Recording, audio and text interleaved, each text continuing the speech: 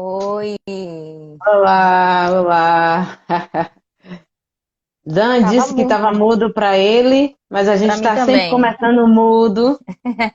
Vamos ver se as pessoas estão nos escutando agora. Boa noite, Manu. Boa noite. Vamos lá para mais um Telinha Literária Convida, o último Telinha Literária Convida desta edição. Dessa edição. Vamos lá, vamos começar? Vamos Vamos? começar. Dan agora está dizendo que está nos ouvindo, tá vendo? É aquela coisa. Vamos nessa. Bom, o Telinha Literária é um projeto que tem um apoio financeiro do Estado da Bahia, através da Secretaria de Cultura e da Fundação Cultural do Estado da Bahia, Programa Aldir Blanc Bahia, via Lei Aldir Blanc, direcionada pela Secretaria Especial da Cultura do Ministério do Turismo, Governo Federal. Esta Isso. é a nossa ação Telinha Literária Convida, é, que integra o projeto Telinha Literária, que a gente vai conhecer um pouquinho agora. Exatamente. E o Telinha surgiu desse encontro nosso com o Daniel Arcates, que já tá aí. Já tá aqui. Desse encontro pra gente fazer a dramaturgia do espetáculo Histórias do Mundão, né? Que a gente vai contar hoje como é que foi. E aí meio que deu uma bulinada em mim e em Ana, assim, deu uma mexida na gente enquanto atriz, para saber quem são essas figuras da nossa cidade que escreve para teatro, que trabalham com a literatura infantil, principalmente. E a partir dessa mexida, a gente foi elaborando um projeto que é o Telinha Literária, que é mais um espaço de fomento e de divulgação e de produção, na verdade, divulgação e fomento da produção literária infantil baiana. E nessa trajetória a gente encontrou várias pessoas, vários profissionais maravilhosos. Pena que a gente só pôde fechar essa edição com 4 convidadas, que foram incríveis, os encontros incríveis, incríveis. Está tudo registrado lá no canal do Chegança, para quem quiser assistir, com temas Aqui, variados. Isso, no canal do Chegança, Ateliê Chegança. E hoje, não podia ser diferente, a gente quer encerrar com chave de ouro com esse parceiro sim, maravilhoso, que é Daniel, que foi super generoso com a gente, afetuoso, parceirão mesmo, assim, com a gente desde 2019, desde da célulazinha do outro projeto que a gente tem, que é o projeto Leitura Arte. E hoje a gente vai conversar um pouquinho com ele, saber desse né? processo todo, como foi Histórias do Mundão. Né, Ana? Exatamente. E como Telinha, olha ele aí chegando. Oi, cheguei. E aí, Só De numa Lili? penteado live pra gente conversar com o novo. Daniel, né, gente? Tô trancado no mundo, não. Eu tô falando, me chama no Instagram. Uai, gente, a toalha tá aqui na. Pronto. Mas tô aqui. Como é que vocês estão? Que bom te ver, Dan. Bem, né? Saudade. Na Também, morrendo medida de do Também. saudade. possível. Morrendo de saudade. Também. Muita. Tô aqui em casa direitinho também, daquele jeito. É. E esse cabelinho novo? Menina, foi pra peça, uma peça que vai estrear agora no final do mês, chamada A Lagoa das Ah, Feiticeiras, que é um texto meu novo. Eu voltei a atuar. Que E ótimo. aí é um espetáculo sobre a minha cidade, né? Sobre Alagoinhas. E aí a gente fez um Hum. espetáculo com um elenco de Alagoinhas, misturado com algumas pessoas aqui de Salvador. E aí é um espetáculo homenagem pra minha cidade. E aí ontem eu tava lá gravando. Aí novo cabelo. Ah, que ótimo. Mas você tá em Alagoinhas agora? Não, agora eu tô em Salvador. Eu fui pra Alagoinhas na Ah, quarta, fiquei lá, a gente gravou até sexta lá. Aí gravamos ontem aqui. E hoje eu dormi o dia todo que Deus deu, porque eu tava quase 4 noites viradas. Mas a gente tá. tava lá. Dan, esse a gente está fechando o Telinha Literária Convida com você, com a sua presença, para a gente estar batendo papo, como foi essa construção da dramaturgia de Histórias do Mundão, que inclusive foi esse processo que desencadeou a ideia, como o Manu já explicou, de fazer o Telinha Literária. Então, nesses encontros, a gente teve mulheres maravilhosas e a gente está fechando agora com a energia que é yin e yang, mas tem bastante yin também. E aí a gente teve o primeiro encontro com a Luísa Meirelles, que é uma menina de 10 anos, que já tem aí 2 publicações, está saindo a terceira publicação. Tivemos um encontro com a Maria Nora, que já foi sua professora, Maria inclusive. Nória, maravilhosa, foi minha professora no Mandou um beijo mestrado, para adoro. você. Ai, amo muito, amo muito. Tivemos um encontro com a Gabriela e com a Renata, então foram assim, encontros maravilhosos, bate-papos incríveis, e claro que a gente queria fechar contigo, porque foi a primeira experiência minha e de Manu enquanto atrizes e dramaturgas ao mesmo tempo. Você topou essa Ah, viagem louca da gente lá no início. E eu queria que você contasse pra gente como foi essa experiência estar escrevendo ao lado de 2 atrizes ali. primeiro agradecer pelo convite, pela confiança, né? Eu fico muito honrado e me sinto muito responsável quando eu sinto que as pessoas entregam seus projetos, que é isso, quando eu entro nos projetos das pessoas, eu me sinto. É uma confiança, né? Você entrega algo que é muito seu e eu sinto que o Histórias do Mundão, a Telechegança, é um projeto lindo de vocês duas. Então, primeiro, obrigado por terem colado, deixado eu emprestar um pouquinho do que eu posso para o gigante que é o trabalho de vocês. Na verdade, tem uma coisa que eu gosto muito de escrever em conjunto, né? Assim, eu gosto muito do trabalho solitário do escritor, eu amo também, mas eu venho de teatro de grupo, né? E eu acho que a maior parte da minha vida foi essa. Eu acredito muito nessa escrita. Eu fico dizendo que se eu quisesse escrever sozinho, eu ia fazer literatura e não teatro. E, e a escrita de teatro, eu acho que ela passa muito por isso. E quando existe a oportunidade de estar dialogando, principalmente com quem vai estar em cena, eu acho que é o melhor caminho, é o melhor caminho. Eu acho que é.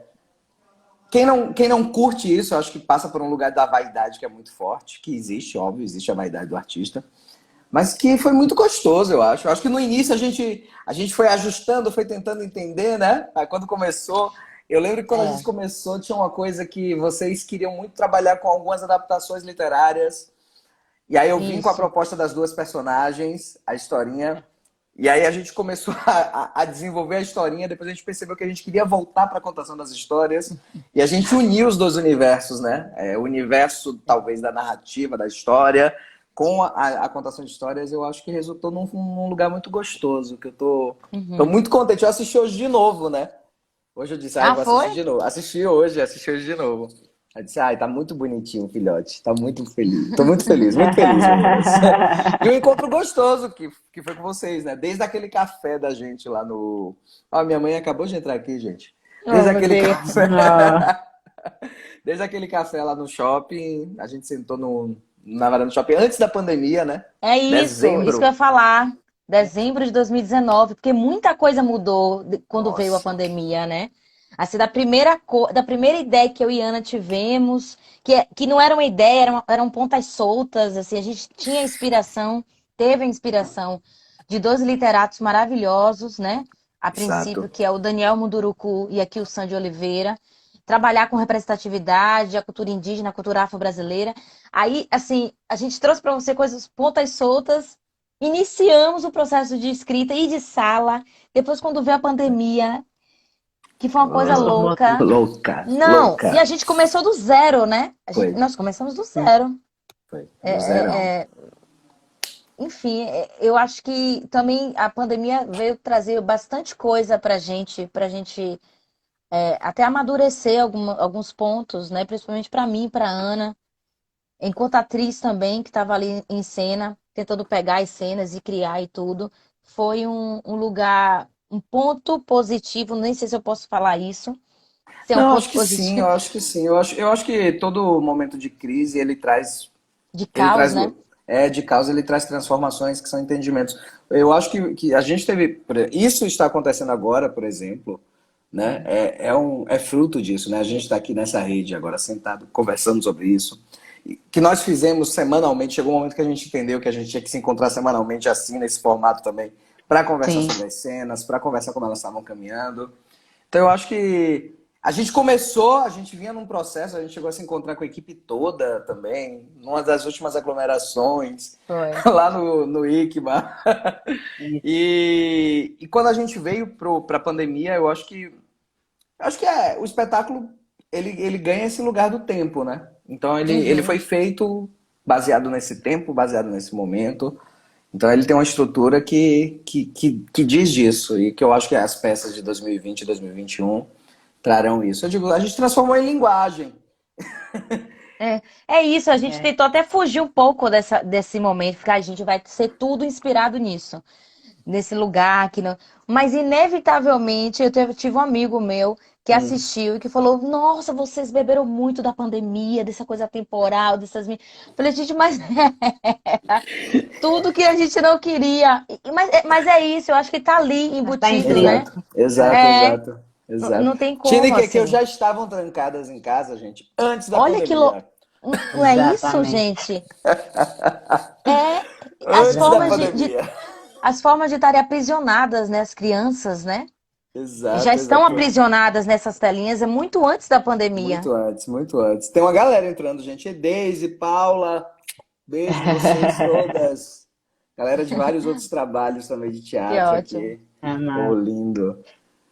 E Sim, Manu falou que a gente foi se transformando, né, enquanto atrizes também pensando no meio dessa pandemia, o texto se transformou, tudo se transformou, e teve uma coisa também muito forte, Dan, que foi, na verdade, uma reafirmativa sobre o que é que a gente queria estar falando, Uhum. justamente nesse momento, né, de tudo que está acontecendo.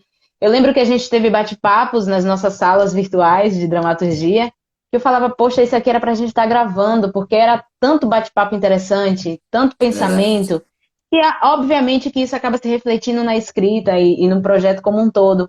Mas tinham coisas e pensamentos, reflexões que a gente foi construindo ao longo desse processo que eu falei, caramba, eu queria estar aqui agora gravando, para estar anotando isso, para estar usando isso lá na Uhum. frente.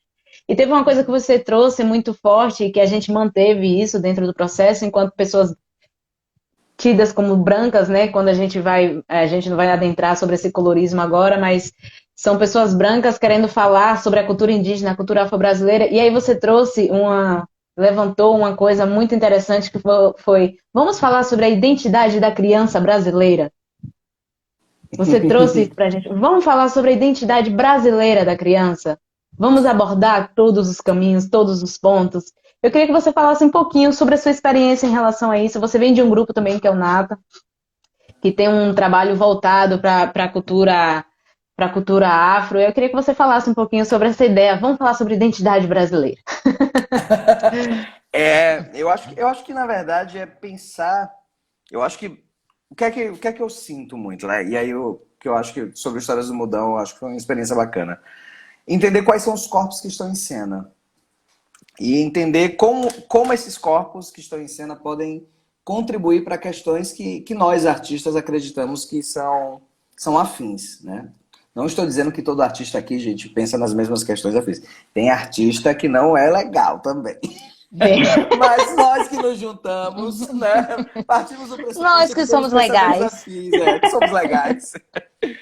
Mas para não achar que todo artista fala a verdade, que isso me incomoda muito também. Mas a gente vem de um país não miscigenado, na verdade, a gente vem de um país, né, que durante ele se torna miscigenado, mas ele se torna miscigenado por vias muito ruins, né? Tem um público, eu acho que é um público mais adulto aqui agora, né? Pelas vias da dominação, do estupro, por outras vias. Nossa miscigenação não é bonitinha, nossa mistura não vem dessa beleza Uhum. da mistura, Uhum. Sim. né? Que tentaram em algum momento dizer, mas somos hoje uma mistura. Então, talvez, o que eu pensei muito para Histórias do Mundão foi muito pensar nisso. Eu tenho pensado muito em identidade brasileira. E como a identidade brasileira pode, na verdade, equilibrar. Qual foi o grande problema, eu acho? Eu acho que o grande problema da nossa formação cultural não é a existência, talvez. Quer dizer, é óbvio que a existência da colonização é uma merda, óbvio. Mas já que ela existe, eu acho que o grande problema hoje é a soberania dos valores culturais dessa colonização. Uhum. Então eu acho que o que se busca hoje também não é extinguir uma formação cultural que existe de uma cultura. Oh, Daisy! Beijo! O que se procura hoje não é uma extinção de valores culturais também vindos de uma outra ancestralidade, que é uma outra ancestralidade, né? A cultura europeia tem a sua ancestralidade, tem lá os seus vikings, tem lá seus fados e tudo. E que Uhum. está aqui em nós também. Mas é procurar um equilíbrio nesse lugar. Porque o Isso, que a uma gente tem equidade, né? Exato, uma equidade. Porque o que a gente tem é esses valores, mesmo que não tão perceptíveis, dominando tudo e os outros lá embaixo. Então, Uhum. eu acho que o que a gente tem que buscar e correr atrás é justamente desse equilíbrio entre essas formações identitárias. Então, não é pensar a cultura africana como uma cultura exótica no país. Não é pensar a Isso, cultura nativa folclórica. como... Exato.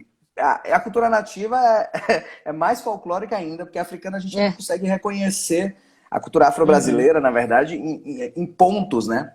A gente consegue pensar ela como algo palpável, porque hoje, pelo menos aqui na Bahia, a gente já consegue vê-la em alguns lugares. A cultura Sim. nativa piorou, ela é folclore porque ela só está no imaginário mesmo, ela não participa da nossa realidade conscientemente.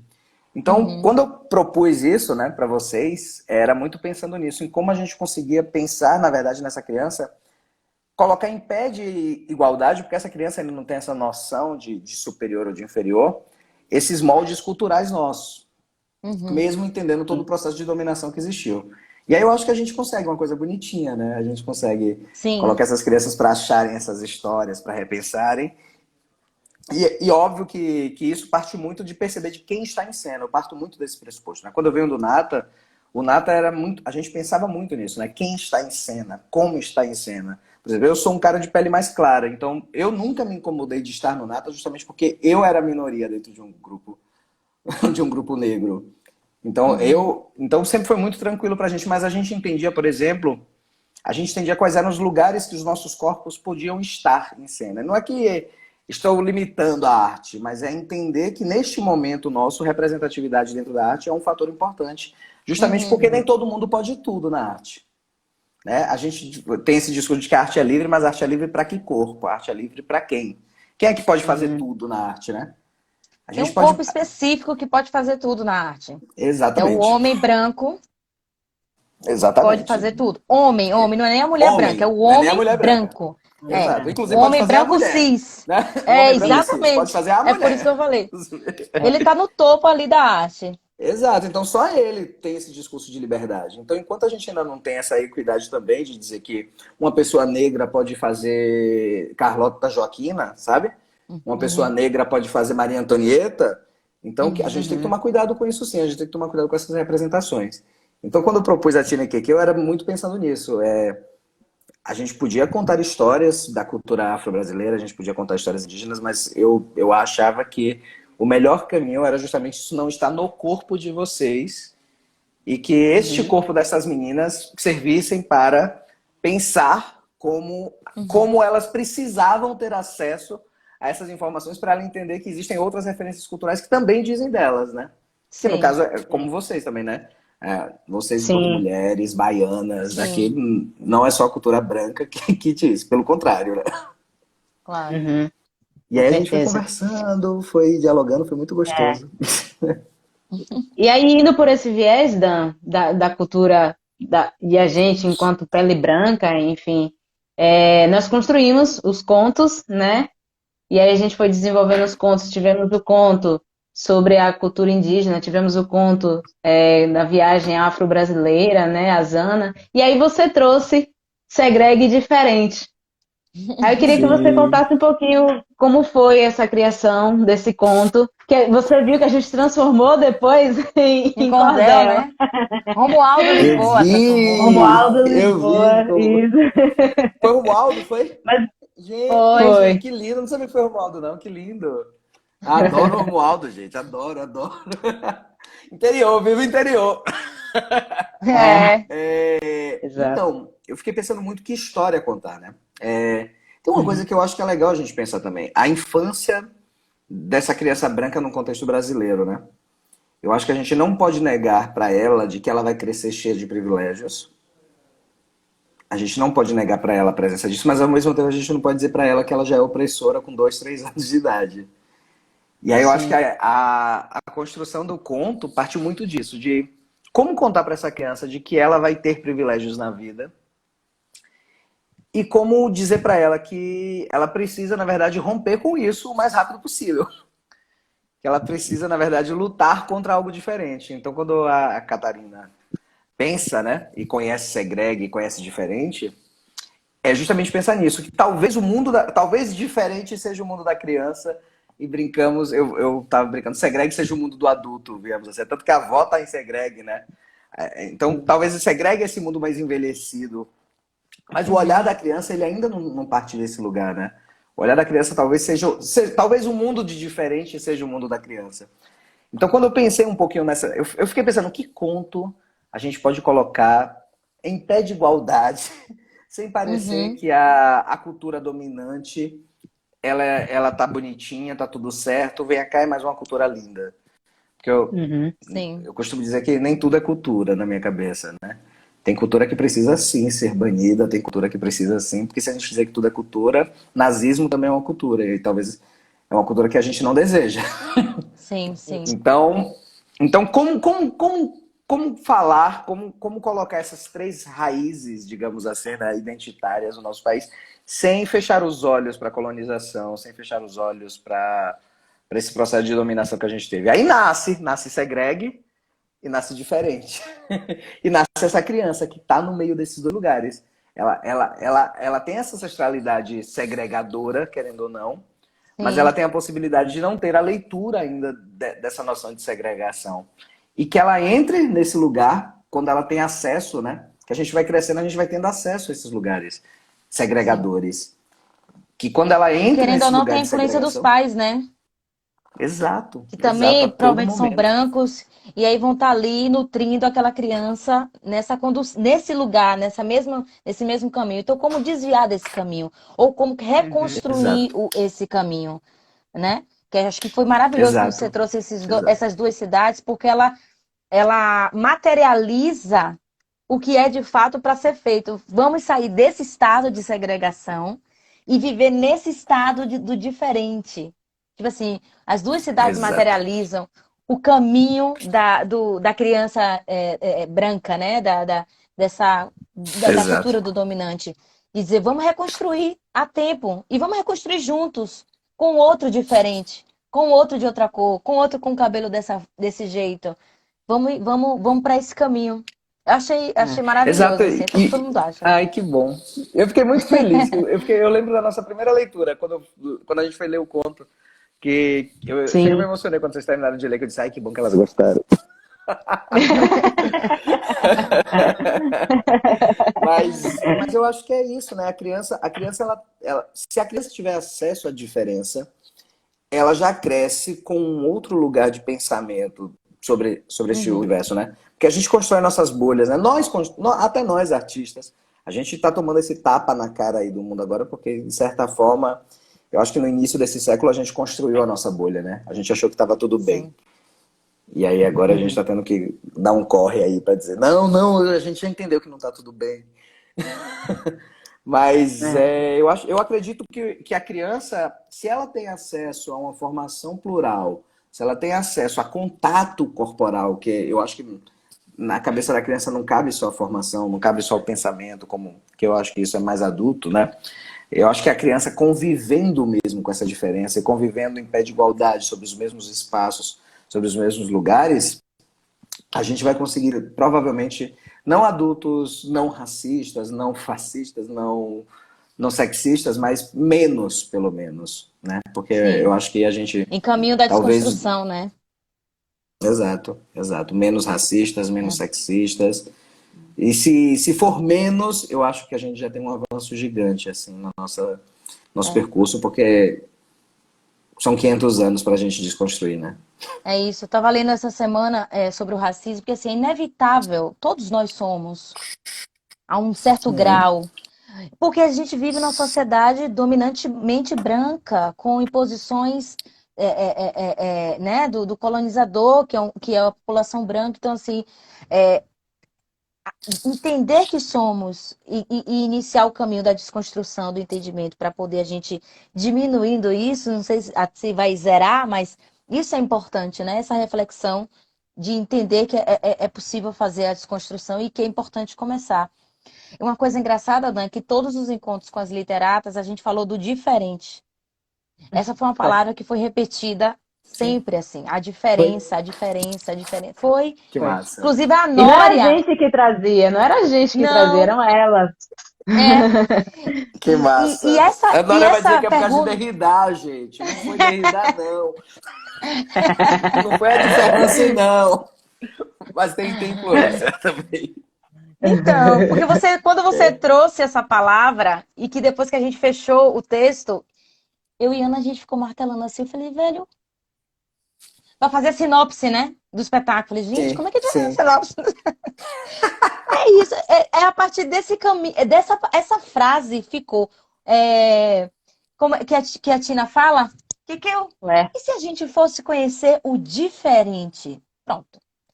Ficou a frase do espetáculo e eu acho que norteou Massa. toda uma dramaturgia, um entendimento nosso, assim, porque é engraçado, porque foi a primeira vez, minha primeira vez na escrita de um texto, de Ana também, e como a viagem é louca, e principalmente você atuando o próprio texto que está escrevendo. Aham.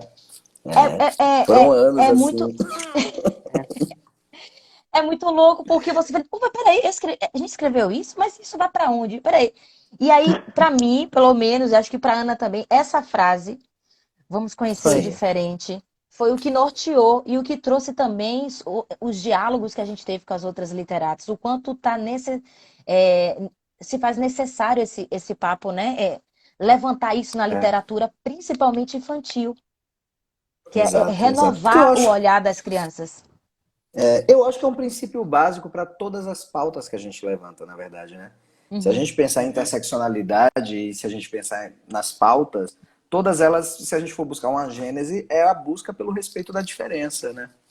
uhum, Então, eu acho que pensar diferença, por exemplo, se a gente talvez não, uma criança de 2, 3 anos, a gente acha talvez que a palavra racismo, que a palavra sexismo são palavras pesadas, eu acho que se a gente começa pelo princípio básico da noção de diferença e pelo respeito dessa noção de diferença, você consegue a partir daí adentrar nessas especificidades que são as pautas mais urgentes da nossa sociedade. Então, eu acho Uhum. eu, pelo menos, eu tenho isso como um pilar básico, assim. Engraçado, né? Minha mãe não estudou, não fez faculdade, não fez mestrado, mas minha mãe me passava muito esse valor de respeite o outro, que o outro não é você. A fala dela era essa. Uma fase imbecil de minha mãe. Você não é todo mundo. Ou seja, minha mãe já me ensinava que eu era diferente. Então, eu acho que são princípios básicos, eu acho. Eu falo direto. Eu não sou contra a palavra valor. Eu acho que valor é uma coisa necessária. Eu sou contra, talvez, valores conservadores que não nos servem.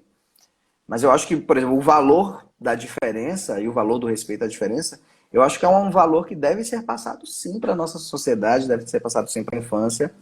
E eu acho que a palavra diferença é uma palavra que talvez englobe um pensamento geral para que a gente possa ir caminhando para esses pensamentos mais locais, né? Para que a gente pense sim. o local da mulher, para que a gente pense o local da comunidade negra, para que a gente pense o local da comunidade LGBTQI+, mas que a gente entenda que todos esses locais, eles partem de um global, e esse global, ele preza pelo lugar da diferença. E aí é assim que eu Não tem, conduzo tudo da minha vida, né?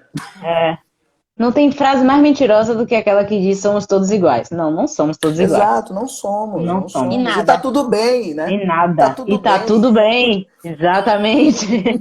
Exatamente. E que bom que não somos todos iguais, que saco que seria. Eu não Exato. casaria comigo, Nem eu. não é? Ah, eu Eu não não casaria casaria comigo. comigo.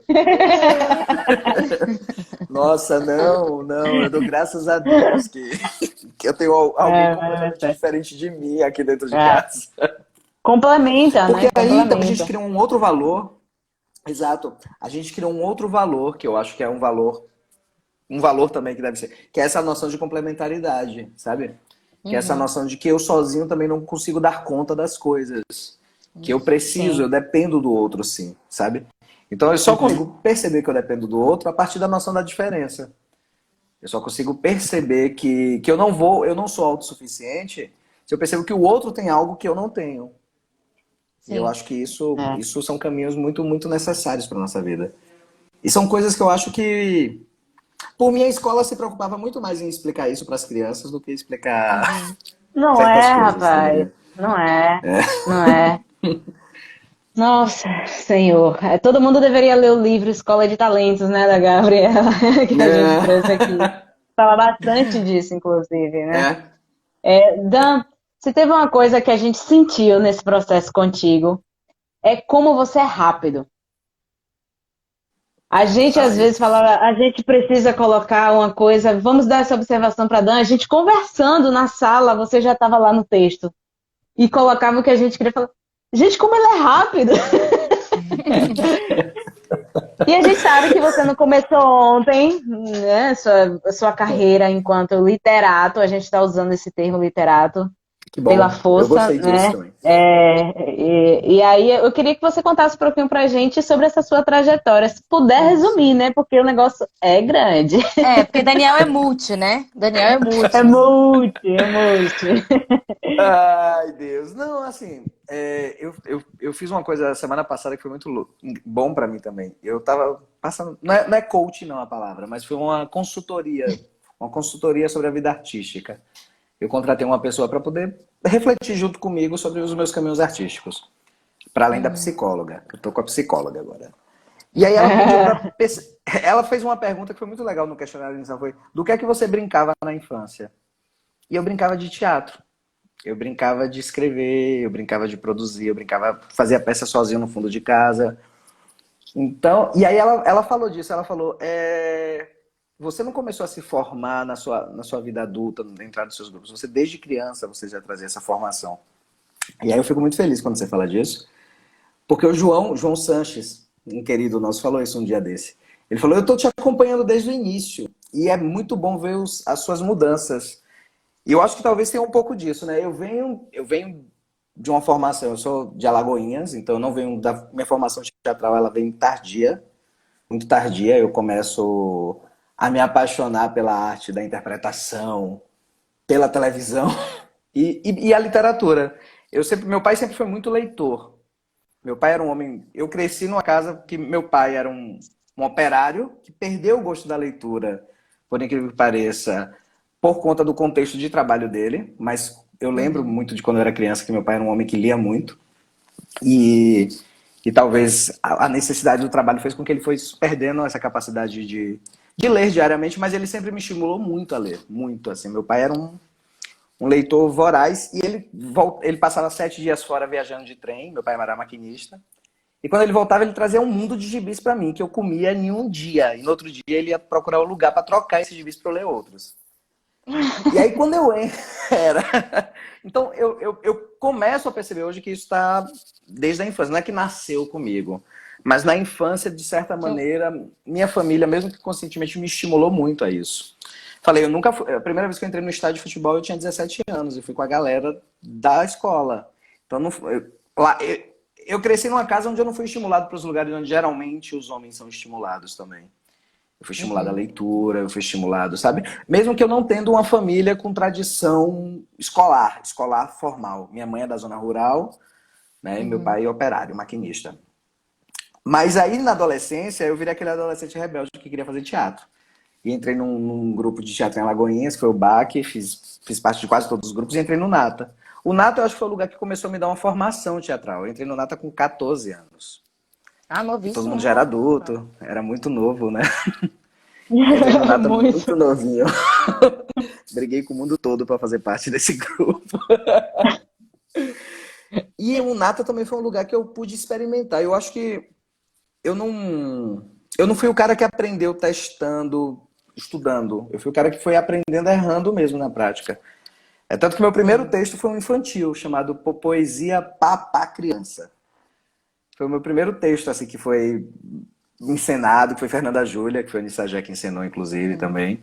Que era a história de 3 monstrinhos que queriam ser poetas. E fui escrevendo, fui escrevendo, fui escrevendo. Aí quando eu venho para Salvador, eu escrevi Exu, e Exu foi um espetáculo que foi meu segundo espetáculo escrito. Maravilhoso. E Exu bombou. Aí dei sorte Uhum. também, costumo dizer que dei sorte na vida, porque a partir daí eu comecei a escrever para muita gente, para muito grupo. Amigo, sorte Aí não escrevi pro existe. Coletivo Aldeia, escrevi. É. Você é Não, mas maravilhoso, assim, você trabalha, as você oportunidades iam luta e é isso aparecendo, eu aí. fui. Então, Peão.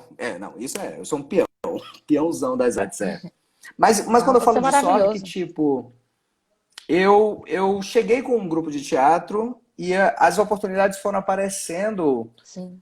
de forma muito que dava para eu fazer. Então foi muito Uhum. assim. Dava para eu fazer assim. Uhum. Eu suei pra caramba, perdi muita noite.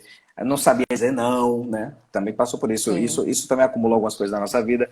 Mas aí, nesse pouco tempo de vida, eu consegui escrever para o Bando Teatro Olodum, consegui escrever para o Vila Vox agora, consegui escrever para o Coletivo Aldeia, né? Escrevi muito, todas as peças posteriores do Exu do Nata, para o Teatro da Queda. Então, eu acho que essas escritas para os coletivos me deu um know-how mesmo para poder conseguir pensar nessa escrita para o outro, para as concepções dos outros. E aí, quando você fala Uhum. isso, eu acho que era muito isso. Eu ouvia vocês e eu ficava pensando, não, eu acho que elas desejam ir por aqui um pouco. Sim, sim. E ao mesmo tempo também, hoje eu começo a escrever. E aí, também, quando eu começo a escrever para Guerreiro, começo a escrever muito para as pessoas, né? Hoje, agora que eu tô mais velho, eu começo a me sentir mais à vontade para escrever para mim. Eu costumo dizer que a Nau é meu primeiro espetáculo que nasce comigo, sabe? Que nasce com uma concepção minha, com um pensamento meu, com do início ao fim, que é o objetivo. Sou eu que sento e digo. Meus projetos de gaveta estão começando a sair agora. Mas eu passei 15 anos da minha vida me dedicando a escrever para coletivos e para outras pessoas. Eu acho que isso Uhum. me deu ferramenta para poder ir testando, vendo o que servia, o que não servia. E eu acho que teve isso também. Eu não escrevi peça para ficar guardada. Então eu conseguia testar com o público muita coisa. Então eu Sim, acompanhava a maioria dos importante. espetáculos. Então eu via a O temporada que dos espetáculos, eu funcionava, o que conseguia não testar, eu funcionava, conseguia o que. entender, eu conseguia mudar. Uhum. É, É. E importante. é isso, eu acho que escrita prática, gente. Eu escrevo de domingo a domingo aqui. Esse lugar aqui é o lugar que eu mais moro na minha casa, que é o escritório. Então é prática só. Prática, É. tomar um banho para pedir sensibilidade, para também não cair no automático sempre. Sim. E caminhar. E eu sou apaixonado pelo que eu faço, eu acho que também é algo muito importante. Eu sou muito apaixonado pelo que eu faço, muito, muito. Eu agradeço muito. E isso eu me sinto muito privilegiado, de hoje, 2021, estar podendo dizer, eu faço arte ainda nesse país, eu produzo arte e produzo arte falando o que eu gostaria de falar. Não precisei me vender, não precisei ainda, não precisei me prostituir, digamos assim, no que eu trabalho. E sempre encontro parceiros e parceiras, como vocês, que também colam Uhum. não só no trabalho, no ofício do artista, mas no discurso que me dá vontade de colocar no mundo. É É. isso. E Respondi? já pensou em publicar? Claro! E já pensou em publicar alguma coisa, Dan? Algum livro, publicar alguma escrita sua? Tô E, começando a e- pensar, menina. Eu sempre tive muito medo de publicar por conta disso. Eu acho que minhas obras elas são muito funcionais em teatro. Eu ainda. Eu, durante muito tempo, tinha muito medo de vê-la no papel como livro, não como um texto para ser montado. E aí eu tô dando um trato em alguns textos que vão ser publicados. Vai sair uma trilogia minha agora de livros. Aí eu não falei isso ainda. Vão sair. A pessoa tem medo e quando lança uma trilogia. Já lança três. Eu sempre relutei muito em publicar, mas eu sempre relutei muito por conta disso. Eu respeito muito o tempo. Muito, assim. Eu Uhum. respeito muito. O tempo talvez seja um dos orixás que eu mais respeite, assim, porque eu acredito nele.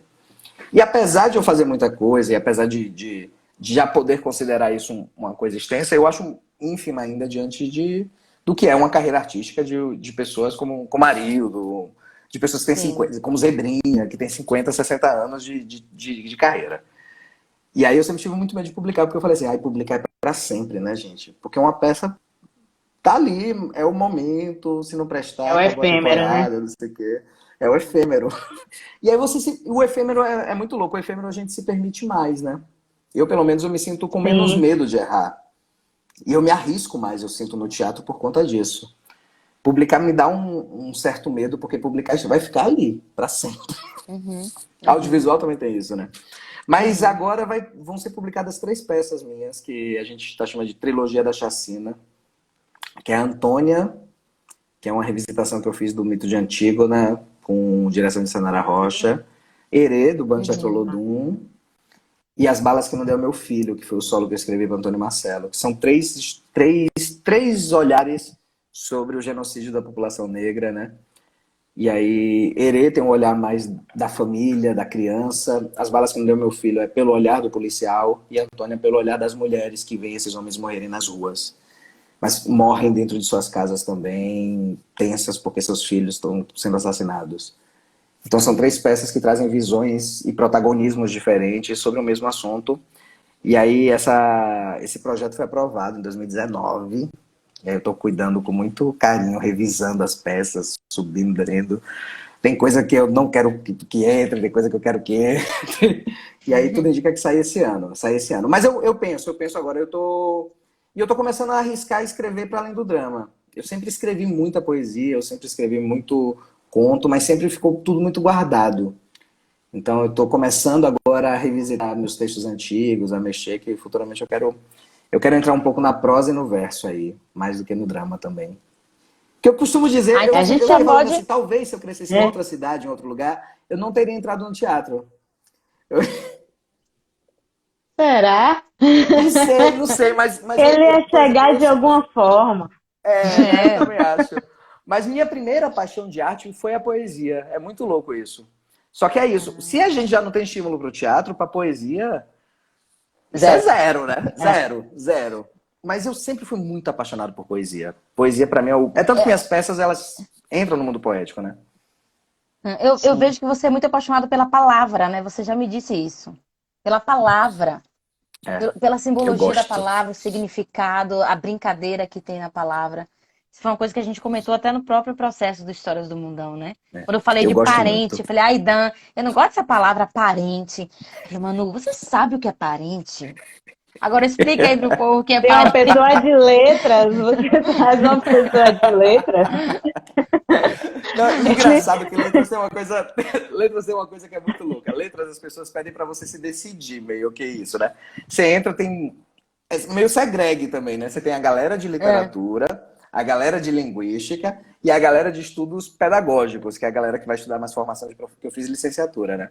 E aí parecem que são três mundos diferentes. E eu entrei no curso de letras e eu disse, que maluquice, gente, como assim você tem que gostar de um e não gostar do outro? E as pessoas perguntavam, mas você é literatura, linguística ou pedagogia? Eu sou de tudo.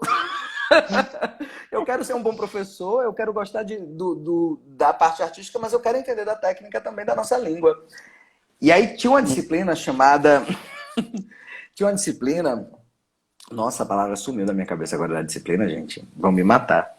Filologia. Filologia é uma disciplina muito técnica. E é uma disciplina que todo mundo considera muito chata em letras. Que é que você estuda o processo de transformação da palavra. Você estuda como as palavras elas são formadas, como elas nascem e como elas vão ganhando...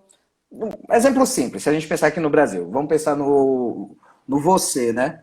A gente vem do Vossa Senhoria, por vós mercê, para você... E agora está cada vez mais você, né? E tem lugares que só fala C. Então a gente passa por esses processos da palavra. E é isso, palavra é a nossa forma de dar sentido às coisas que a gente vê, né? Nós somos muito visuais, mas a gente se comunica. Nós temos uma tradição. Isso é africano também, isso é muito louco, né? Que a gente fala que a palavra, o textocêntrico é uma coisa europeia, mas a palavra é fum, né? Ela vem de um contexto africano, ela tem muita força. Porque foi a nossa escolha de passar os nossos conhecimentos. A nossa tradição, ela é oralizada. Então, eu sou muito fã. E aí, quando a gente falou de parente, né? Parente de parentesco, né? Do meu par, aquele que está comigo. Então, é uma palavra muito bonita. É meu par, meu parceiro, que está comigo. Então, parentes são pessoas que são entes queridas ao meu par, ao meu pensamento. E aí, eu amo procurar isso. Eu fico pensando, eu tenho umas coisas muito malucas na minha vida. Às vezes eu olho para uma coisa e fico pensando, por que é que botaram cadeira em cadeira, sabe? Por que é que chamaram livro de livro? Porque em algum momento isso tinha algum sentido. Sabe? Sim. Chamar isso. Os nomes das pessoas têm isso, né? Hoje em dia perdeu um pouco o sentido de ser tão importante nomear uma pessoa, mas dar nome a um sujeito sempre foi uma coisa muito importante. poderia ser uma bênção ou uma maldição o nome que você escolhia para uma pessoa, porque aquilo ali é um símbolo muito forte, né? Daniel, minha mãe abriu a Bíblia e escolheu meu nome, Daniel. Mas há 2.500 anos, escolher dar Daniel para uma pessoa era sinônimo que você desejaria que essa pessoa fosse livre, porque Daniel em hebraico quer dizer só Deus é meu juiz. Então, quando você desse isso, você estava desejando para o seu filho liberdade. Você estava desejando que seu E filho esse se Daniel preocupasse é com o livre? julgamento de Deus. Ah, eu acho que é. Eu também acho. Principalmente no carnaval. Graças a Deus, saudade do carnaval. Ai, gente. Mas tem suas amarras também, tem suas amarras. E assume suas amarras. E é engraçado que Mas- ontem a gente. Vai falar, Lidan. Não. Acho que é isso. Eu acho que palavra é uma coisa gostosa de falar. Eu acho que ela tem um poder muito grande, que tem esse poder tanto de abençoar quanto de amaldiçoar as coisas. E eu acho, eu gosto da embocadura. E eu acho que a língua portuguesa de todas é uma das mais bonitas nesse sentido também. Sim. É isso. Sim. Não, eu ia Fale, falar Manu, só você fala. não, era só um complementozinho. Ontem a gente estava falando com a Renata, e a Renata tem um livro, não me recordo agora, perdão, Renata, que ela fala que para encontrar palavras dentro das palavras, né? Essa brincadeira Sim. com as crianças. Então, tipo, o meu nome é enorme, é Manuela, e eu tenho várias outras palavras dentro do meu nome. Nuela, ela, Ema, Manu. Emano, enfim, Emanuel, enfim, várias outras palavras. Então a gente tem essa gostosura, né, de brincar e de trazer esses encantos, essas coisas, essas químicas da palavra. É muito bom. Isso é lindo. Ó, Jô entrou aqui. Jô foi bibliotecária, gente, de uma escola que eu trabalhei lá em Alagoinhas, no Colégio Nobre. E eu vivia na biblioteca. Acho Biblioteca que a sempre foi Lagoinha meu está em lugar, pesos assim. aqui. Sempre. Tem É, uma galerinha entrando de Alagoinhas aqui. Tem gente aqui. Massa. Ó, tem Real, tem gente daqui do prédio. ó, Rasga Mortalha da Escola de Drag está aqui também. Panelinha que Materna. Eu ótimo. não conheço, mas obrigado pelos comentários. Que É a massa. Gabriela, é a Ai, Gabriela. Gabriela! Ai, Gabriela! Isso, Vamos Uma trocar uma das papo. literatas convidadas, é. isso, Que exatamente. maravilha. Livro, As Coisas que Moram nas Inclusive, Coisas. As Coisas Ah, que Moram isso nas aí, esses Coisas, é moram o nas livro coisas. da Renan. Da Exatamente, Renata. isso. Que Inclusive, Dan, você maravilha, falando gente. Que dessa paixão maravilha. pela oralidade, Ah, eu quero trocar. Vamos não à marcar pra toa, gente conversar. tá vendo aí? Já tá criando essas conexões. Inclusive, Dan, você falando sobre a Peraí, oralidade, falhou um pouquinho, eu não ouvi. você tá me ouvindo agora? Agora tô. Pronto, agora tá ouvindo. Você falando sobre a Tô. oralidade, tá? Tô. Tá. Tá um delay aqui danado, a internet. Mas vamos lá. Você falando sobre a oralidade, sobre esse peso da oralidade, a gente não à toa, a gente tem um espetáculo de contação de histórias. E aí você falou que seu pai lia muito, né? Mas aí, enfim, o trabalho tirou a leitura dele, de certa forma. Mas eu queria que você contasse pra gente, sua memória é muito boa, então você vai lembrar. Quando foi que você começou, apesar de que você disse que sempre de pequeno, sempre foi apaixonado, enfim, mas quando foi que começou esse encantamento pela leitura, pelo ato de ler, não só do escutar, mas também ler, ao ponto de Sim. você virar leitor dos gibis, né? Você falou muito do seu pai que trazia os gibis e tal. Mas tem algum momento assim que você fala, poxa, esse cara que eu li aqui agora, ou essa mulher, ou essa cara que eu tô lendo aqui agora, mudou assim minha percepção sobre a leitura, eu quero viajar mais nisso, ao ponto de fazer letras, ao ponto de ir pro teatro. E me diz aí, quem te Ah, eu inspirou, Dan? lembro. Cara, é muito louco isso, né? André tá aqui. André foi do Nata também, gente. André de Alagoinhas também tá aqui. Beijo. Então, eu tive essa infância. Eu aprendi a ler muito cedo, eu lembro. Eu lembro que no primeiro período eu aprendi a ler. Hoje em dia não existe mais primeiro período, né? Mas antes da alfabetização, pelo menos lá se tinha primeiro período e segundo período. E aí, geralmente, o primeiro e o segundo período era pré-escola, e quando você entrava na alfabetização, que você aprendia a ler. Eu aprendi a ler no primeiro período. E isso era um problema às vezes na escola, né? Eu lembro que as professoras mais sensíveis tinham seus jeitos. As professoras mais que seguiam mais à risca, eu cansei de apagar livro na primeira semana de aula, porque durante as férias eu respondia os livros todos, as atividades. Então, sempre foi muito. Eu sempre fui muito apaixonado pelo objeto livro, o objeto mesmo. É tanto que eu falo, eu tenho um Kindle aqui em casa que eu uso. Mas às vezes acontece de eu ler o livro no Kindle e comprar o livro, porque eu tenho um amor tátil pelo objeto livro. Eu tenho um amor pelo objeto mesmo. Mas, assim, eu lia muito gibi, eu lembro que tinha um estímulo das imagens, né? Eu era viciado em televisão também. Nossa, a televisão me formou pra caramba. Que merda também, mas me formou muito. Tá tudo certo. Mas tá tudo certo, é. E isso é muito forte na minha memória, mas eu lembro quando era quarta série, eu fui estudar num colégio chamado IEA, que era, hoje não existe mais em Alagoinhas, que era o Instituto Educacional de Alagoinhas. E nessa época eu voltava para casa de transporte escolar. Era aquela van que passava em todas as escolas e pegava.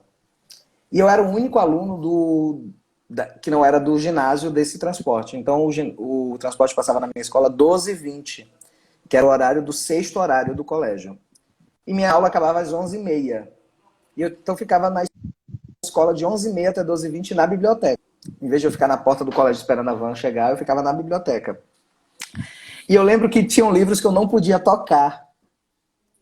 E eu tocava escondido. Que eram os livros mais adultos, que ela dizia, não, esse aqui é para ginásio e ensino médio. E o meu primeiro livro, por incrível que pareça, também foi a minha primeira peça de teatro que eu assisti, que foi Capitães da Areia. Sim. Eu comecei a pegar Capitães da Areia do Jorge Amado, e eu lia todo dia, entre 11h30 e 12h20, o Capitães da Areia. A bibliotecária, os 3 primeiros dias, ela tirou o livro de minha mão, porque ela disse, não, esse livro tem muita ousadia, tem muita coisa. Só que chegou um momento, Nilza, se você ouvir isso, obrigado por isso, que ela percebeu que não ia fazer mal. Não sei porquê, ela percebeu que talvez ela confiou e eu li Capitães da Areia todo. Acho que durou um mês e meio, mais ou menos, para eu ler o livro todo. Mas eu lembro que foi a primeira vez que eu disse que eu li um livro de verdade. Porque a gente é isso, né? Eu achava que livros com imagens paradidáticos não eram Não livros de era. verdade. Acho que foi a primeira vez que eu li um livro não indicado pela escola, sabe? Então Capitães da Areia me marcou muito, porque foi meu primeiro livro que eu escolhi ler. Eu disse, esse aqui eu escolhi, esse aqui não foi meu pai que comprou, esse aqui não foi a escola que mandou. Eu peguei da biblioteca, por acaso, que era aquela coleção velha, parecia da Barça, sabe? De capa dura, de couro quase na capa. E eu li Capitães da Areia todinho. E a partir daí eu fui enveredando. E aí eu lembro de um outro livro que não era uma obra de ficção, era uma biografia, na minha sexta série. Mas uma professora minha, chamada Daiane. Na sexta série, Bruno do Vila Vox está aqui. Beijo, Bruno. Bru, te amo! Na minha sexta série, eu tinha uma professora de história chamada Daiane. E é muito louco, porque eu adorava... Eu era uma criança chata nesse sentido, porque eu adorava querer saber o que tinha no mundo mais adulto. E aí eu era doido, eu falava pra ela, eu sou doido pra chegar na oitava série, porque eu acho que a Segunda Guerra Mundial, eu acho que a história contemporânea... Eu tinha muito interesse pelo hoje, e aí eu achava que o que chegava mais perto do hoje na história era a palavra contemporânea. Então eu meio que cagava para estudo da Idade Média, essas coisas. Eu fui estudar mais Idade Média de forma melhor na faculdade, mas na sexta série eu cagava para aula. E essa professora minha, que era a professora que ensinava na Idade Média, que na sexta série se estuda isso, ela me deu a biografia do livro de Olga Benário, que foi o Fernando Moraes que fez. Ela falou, olha, eu não deveria te emprestar esse livro. Mais uma vez aconteceu isso comigo. Mas eu acho que eu acho que ele é um dos livros menos pesados sobre esse período que você fala tanto que você queria conhecer. E aí eu li a Olga, mas eu era uma criança de 11 anos que me trancava no quarto e chorava com aquele livro, mas eu chorava compulsivamente. Quando chegou a carta, eu lembro que eu fiquei quase um dia inteiro trancado e eu comecei a sonhar com ela. Eu comecei a sonhar com a figura de Olga Benário, porque o livro tinha algumas fotografias. E eu lembro de uma vez eu acordando de madrugada, gritando com minha mãe, porque eu sonhei com a própria Olga sentada na minha cama, dizendo, não tenha medo de mim não, você me acha uma heroína e tem medo de mim. E aí eu abandonei o livro. Ele devolveu o livro pra professora. Eu disse, eu não quero mais esse livro aqui em casa, pelo amor de Deus. Eu tô começando a ver ela no meu quarto. Mas foram dois livros da minha infância que me marcaram muito. Capitães da Areia e a biografia de Olga, assim. Porque eu lembro que eram livros mais adultos, mas foram livros que eu li e que me impactaram muito, assim. E aí, entrei no mundo da literatura. E aí eu lia, vivia nas bibliotecas das escolas. Legal. Gente, a gente está chegando no nosso fim. Já estamos nos 57 minutos. Ah, Mas eu vai acabar, queria. né? É, Olha, tem mas mais eu uma queria, leitura de antes da Olga gente aqui também, viu, encerrar. Shelley? Maiana. Exatamente. Maiana. Maiana. Acho que é minha conterrânea, inclusive, é de Iraraques, É? De Arará? Maiana. Professora, Ó, isso. Irará e Massa. Alagoinhas tá em peso aqui. Bomba! Ah, meu filho. Ah, meu filho. Viva o interior, viva o Viva! interior. Viva! Viva o interior, viva o interior. Mas, Dan, para a gente não encerrar assim tão rapidamente, eu queria que você falasse sobre esse seu último projeto, Anal, que eu tô louca para assistir. Queria que você falasse aqui, abrisse espaço para contar um Pode pouquinho sobre falar, primeiro tem Anal. que perguntar se pode falar, né? Ah, Não, é? pode, Pode pode, falar, pode. Dan? Não, pode, pode. Não, a Nau é um projeto que a gente ainda não está com data de estreia por conta da pandemia, Sim. né? Mas é um projeto que está sendo também pela FGM, que é o Fábrica de Musicais, né? É um musical que repassa, que passeia também pela história do Brasil, então tem a ver com essa noção. Eu tenho pesquisado muito junto com o Thiago Romero, que é meu parceiro, né, na Dan Território. A gente abriu uma empresa junto agora.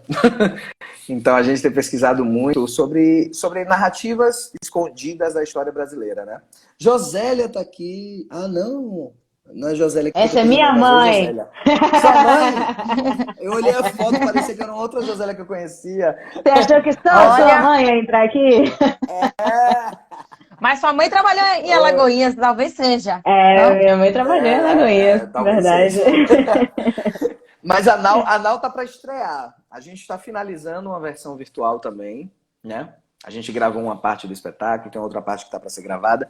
Mas é uma imersão, é uma história futurística sobre frequências que são responsáveis pelas pessoas que viveram no território brasileiro durante esse tempo todo e que voltam para um plano de vingança para acabar com o Brasil, porque eles acham que o Brasil não deu certo. E aí, quando eles voltam, eles se reencontram com suas histórias.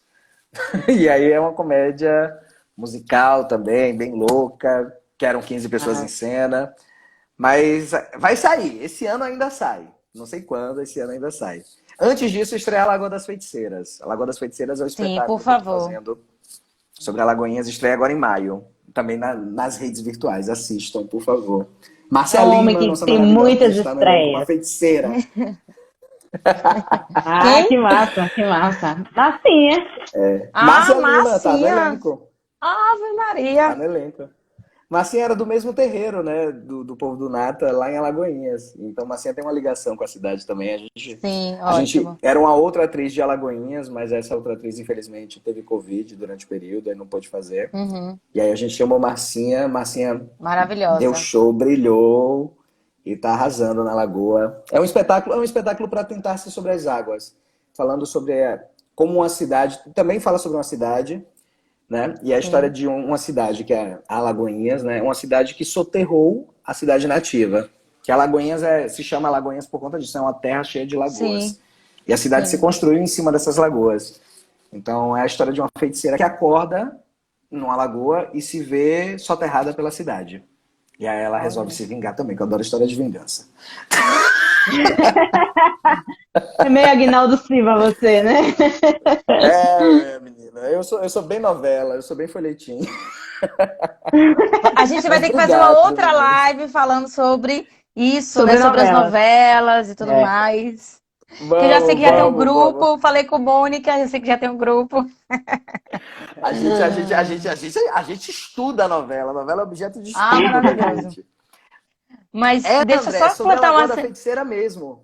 Desculpa, que o André tá falando ali, ó. A gente gravou, Hã? inclusive, na Lagoa da Feiticeira em Alagoinhas, André. Ah, tem Gravamos uma na Sala Lagoa da Bia. Feiticeira lá? Tá. Tem. A Ah, Ah, gente que gravou ótimo. lá. Foi. A gente foi lá gravar. A lagoa tá com um cheiro horroroso, porque tem esgoto que jogam, mas continua linda. sim. Então também é Olha. um, É um chamado para a Pro- cidade observar melhor suas águas. sim, um protesto, né? É, Com toda certeza. Porque a feiticeira A continua cidade já lá. começou errada, né? continua. Exato. Exatamente. Começou errado. E a gente refaz. Gente, exatamente. Com arte e educação sempre juntas, né? Que foi o que mais a gente Exato. também fortaleceu desde quarta-feira aqui, fortalecendo a junção da arte e da educação e da cultura, que é o que precisa, né? Para a gente poder tocar coisas e assuntos pertinentes e importantes. Eu queria plantar uma Exato. sementinha aqui, Dante, pegar assim no susto antes de terminar a live de que caia. Ixi, menina. É... Pega no susto, assim na cara, assim, só pra dizer, É, e tudo derruba, bem, né? vamos. É dizer que, Ah, trocando com essas maravilhosas que a gente trocou essa semana, enfim, e vivendo tudo que a gente viveu desde 2019 para cá, Ana já sabe, eu vou só reforçar, e diga que sim, que você sabe, me deu muita vontade, eu quero muito transformar Histórias do Mundão em livro.